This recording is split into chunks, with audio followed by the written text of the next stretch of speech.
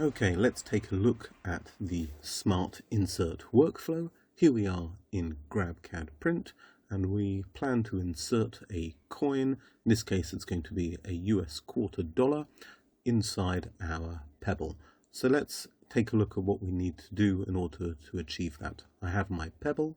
Inside the pebble, I have a void that's highlighted in this green coin, and that void represents the coin that we're going to insert into our model.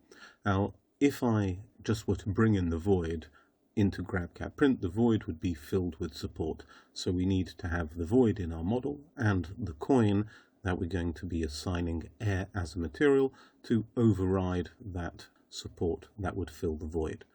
Now, the most important piece of information we need to bring to the printer is the instruction when to pause the print so that I can insert that coin mid-print. So that's indicated by this red line just at the top of the void section.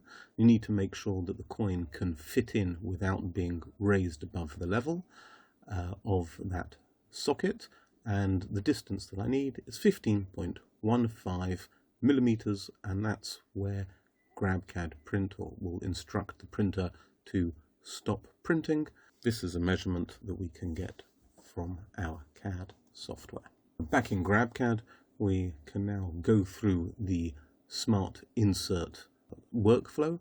So we're going to import the model as an assembly. We're going to assign our materials, and this is the important bit. I'm going to assign air as a material to my air void. Now we can go back and assemble the model, and then we're going to go into the Smart Insert toolset, and there I will be able to input the value for the pause point, the height value. So here's the Smart Insert toolset, and it just runs through everything that we've done regarding importing the assembly and making the correct material assignments. So we're going to click Add a Stop. We're going to enter in the 15.15 millimeter value, and now we're ready to send the job to print.